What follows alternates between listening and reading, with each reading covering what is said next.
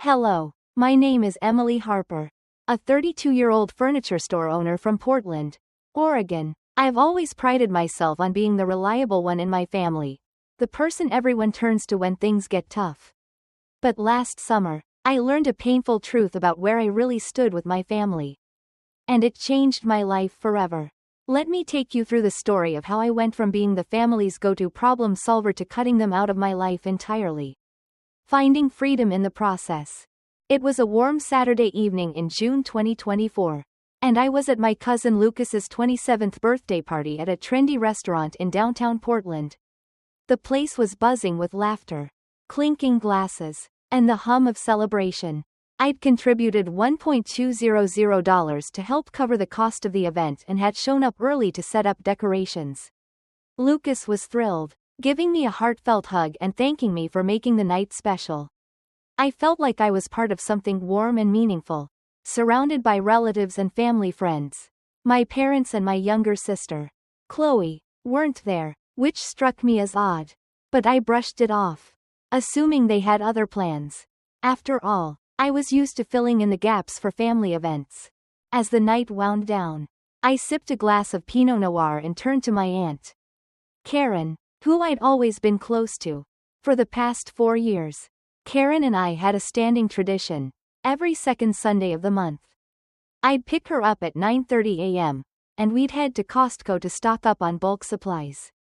She hated driving, and I needed industrial-grade cleaning products for my store, Harper's Home Designs. It was a win-win.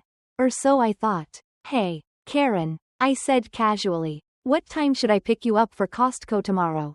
9:30, like usual? Karen's hand froze, her champagne glass hovering mid-air. Her face shifted from relaxed to uneasy in a split second. Oh, Emily, she stammered, her eyes darting away. Well, it's not a good day. I laughed, thinking she was joking. Not a good day for Costco?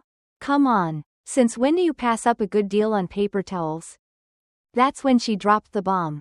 Emily, tomorrow's Chloe's wedding. The music and chatter of the party seemed to fade into a dull hum. My heart sank like a stone. Chloe's wedding? I managed, my voice barely above a whisper. What are you talking about? Karen's face paled. Oh no, don't tell me you didn't know. I didn't. My only sister, Chloe, 28 years old, was getting married the next day, and I hadn't been invited. Not a single person in my family had mentioned it, not my parents. Not Chloe, not even a cousin or uncle. I stood there, stunned, as Lucas, who'd overheard, turned to me with a confused look. Emily, you really didn't know? We've been planning this for 8 months. Chloe and your parents aren't here tonight because of the wedding tomorrow. 8 months. 8 months of planning, and no one had thought to tell me. I didn't even know Chloe was engaged. I tried to keep my composure, forcing a smile. Where's the venue? I asked, my voice steady despite the storm inside me. The Willow Creek Estate, Karen said softly. You know, the one with the gorgeous outdoor garden Chloe always dreamed of.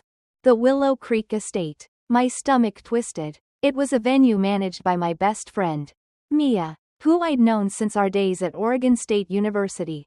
My family had to know that. I nodded, keeping my expression neutral. Sounds lovely, I said, but inside, I was piecing together a devastating puzzle. For the rest of the party, I played the part, smiling, wishing Lucas a happy birthday, making small talk with relatives. But every laugh felt hollow, every conversation forced. I drove home that night, my mind racing. I'd always felt a subtle distance from my family, conversations that fizzled out. Group photos where I was nudged to the edge, but I'd never imagined they'd exclude me from something as monumental as my sister's wedding. And yet, here I was, planning to spend my Sunday at Costco while my family celebrated without me. The next morning, I woke up with a faint hope that it was all a misunderstanding. I called my parents, my hands trembling as I dialed. Good morning, Mom, I said, trying to sound casual. I heard from Aunt Karen yesterday. Is Chloe really getting married today? There was a long, uncomfortable pause. Oh, Emily, my mother said, her voice strained. Yes, it's today, but it's just a small ceremony. You don't need to come. Not, we forgot to invite you. Not, we're so sorry. Just, you don't need to come. I pressed further. Mom, I didn't even know Chloe was engaged. When did you start planning this? About 8 months ago, she admitted. It came together quickly. The timing worked best for her fiancé. Ethan. I called my mother every Sunday evening. Not once in 8 months had she mentioned a wedding. Why didn't you tell me? I asked, my voice shaking. It's a small ceremony. Just family, she said, her voice shrinking. You're always so busy with your store. Am I not family? I snapped. Is Dad there? Can I talk to him? My father came on the line. His voice falsely cheerful. Emily, good morning. What's up? I just heard about Chloe's wedding. I said, cutting to the chase. Why didn't you tell me? He sighed. It's a small wedding. We didn't want to burden you. You've got so much on your plate with the store. But I'm her sister, I said, my voice cracking. Of course I'd want to be there. I get that, he said, but everything's already set. It's hard to change things now. It was as if I were an inconvenience. Trying to crash a party I wasn't wanted at. Then I asked the question that would unravel everything. By the way, who paid for the venue? It's not cheap, right? A brief hesitation. Well, the family pitched in, my father said. And, with the hospital expenses, actually. I didn't end up needing the treatment. My blood ran cold. 9 months ago, my father had called me in a panic. Emily, I had some tests done. They say I need surgery right away. But we're short on hospital fees. Could you help? It's about $12. His voice had sounded so frail, so desperate, that I hadn't hesitated. I'd wired the money the next day, thinking nothing was more important than his health. He'd later told me the surgery went well. And when he sounded healthy again weeks later, I was relieved. Now, I realized there had been no surgery. What happened to the money I sent? I asked, my voice dangerously calm. It went toward the wedding. He admitted. I felt like I'd been punched. The $12 I'd sent for my father's treatment had funded Chloe's dream wedding, a wedding I wasn't invited to. So you used my money to throw a wedding I wasn't even invited to? I said, my voice icy. Emily, don't say it like that. He pleaded. We're family. Family. I repeated bitterly. Right. I hung up, my hands shaking. I checked my call history. Bank transfer confirmations. Emails from my mother. It was all there. Proof of their deception. They'd lied to me, used me, and then excluded me while celebrating with my money. The betrayal cut deeper than I could have imagined. My mother, my father, and likely Chloe had all known the wedding was funded with my money. Yet none of them had questioned why I wasn't invited. They'd planned their perfect day, leaving me on the sidelines. The sadness wasn't just about the wedding. It was the realization that I'd been nothing more than a resource to them. Someone to call when they needed money or a problem solved. But with that sadness came clarity. If I wasn't truly part of their family, I didn't have to keep pretending I was. I made myself a cup of coffee and stared out my apartment window. It was Sunday, June 9, 2024. Normally, I'd be heading to Costco with Aunt Karen. But she was at the wedding, my sister's wedding, paid for with my money. The irony wasn't lost on me, and it fueled my resolve. I picked up my phone and called Mia, my best friend who managed the Willow Creek estate. Mia, it's Emily, I said when she answered. Emily, it's been too long, she said warmly. What's up? I need to check something. There's a wedding at Willow Creek today. Right? Bride's name Chloe Harper? Yeah, at 3 p.m. Mia confirmed. Your sister, right? You coming? I was hoping to see you there. I gave a dry laugh. Actually, I wasn't invited. Mia gasped. What? How is that possible? I explained everything, the birthday party, the Costco conversation, the call with my parents, the fake hospitalization, the $12. By the end, Mia was livid. That's unforgivable, she said. They used your money and didn't even invite you? Mia, I need a favor, I said. Can you cancel the wedding today? There was a long pause. Emily, that's a huge risk for the business, she said, but her voice hardened. But you're my best friend. And this is wrong. What reason should I give? Say there's an emergency, electrical issues. Whatever. I'll cover any refund costs. No way, Mia said firmly. This is my call. I'm not letting them get away with this. Thank you, Mia, I said, a weight lifting off my chest. They treated me like a bank. Now it's time they face reality.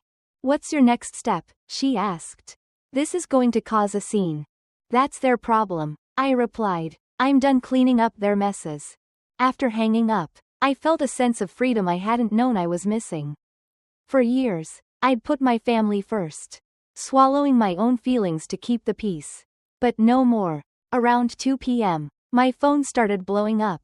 First, Chloe, Emily, there's a problem at the venue. Have you heard anything from Mia? I kept my tone neutral. What are you talking about? I haven't heard anything. They're saying there's an electrical issue. And we can't use the hall. What are we supposed to do? That's rough, I said, but there's nothing I can do. Next, my mother, Emily, please, can you talk to Mia? There has to be something she can do.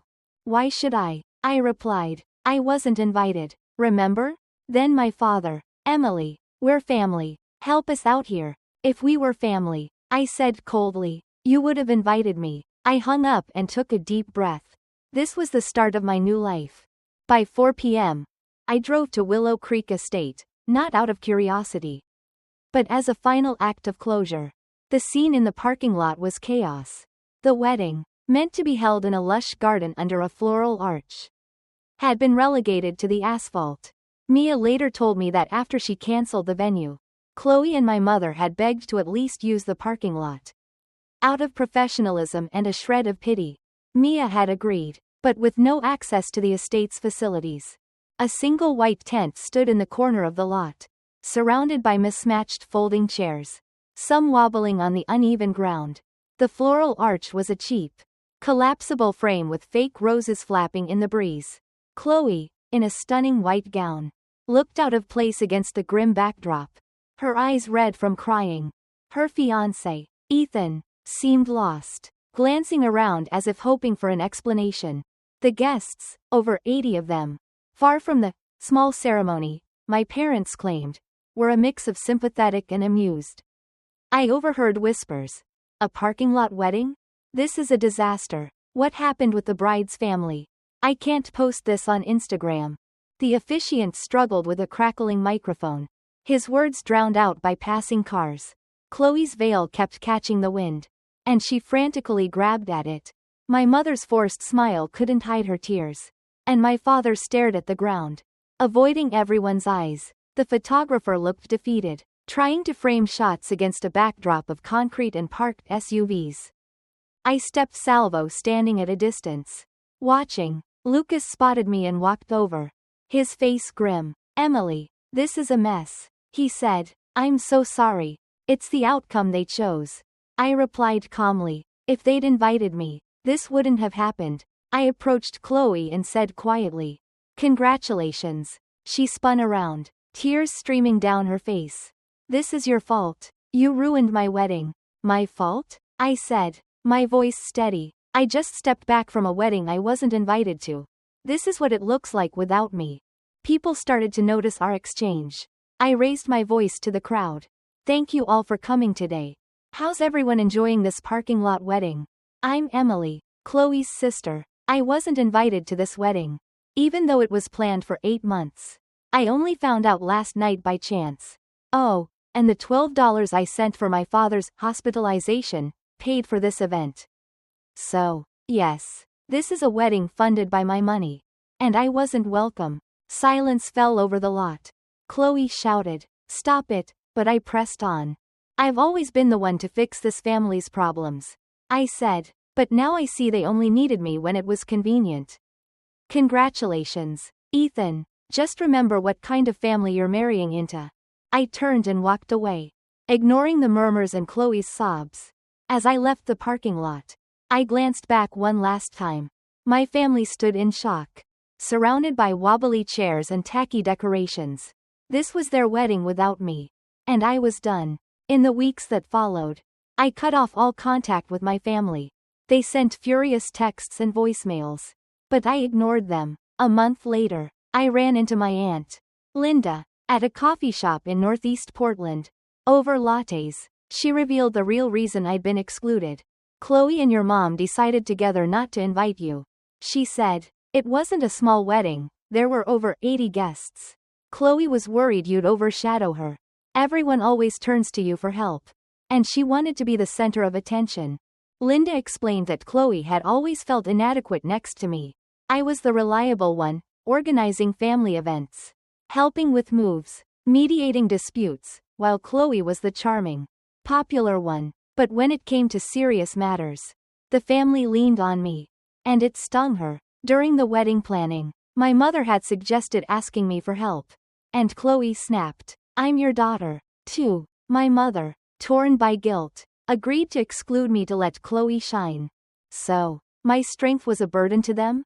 I asked. No, Linda said. Many of us valued you. They just didn't have the courage to stand up to Chloe. I thanked Linda and left the cafe, feeling liberated. I hadn't done anything wrong. My abilities were a gift. And I was free to share them with people who deserved them. The fallout for my family was swift. Ethan learned the truth about the wedding and my exclusion. He was appalled that Chloe had lied about not having a sister and that they deceived me for money. Your sister is incredible, and you made her the villain, he told Chloe. He filed for divorce within months. And Chloe moved back in with my parents, who faced their own consequences. The story of the parking lot wedding spread through Portland's tight-knit community. Neighbors shunned them, and my father's co-workers gave him the cold shoulder, costing him a promotion. My mother was ostracized from her book club, with people whispering, they used their daughter's money and didn't invite her?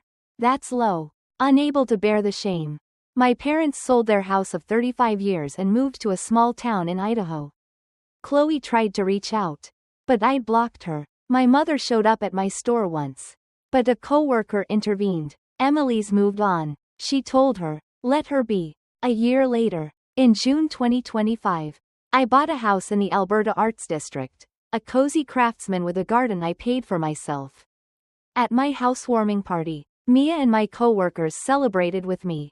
You chose yourself, Emily, Mia said. Blood doesn't make a family. The people who value you do.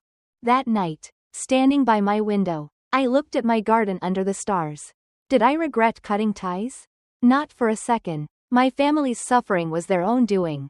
A lesson in valuing the people who matter. I'd found my true family in Mia and my friends. And that was more than enough.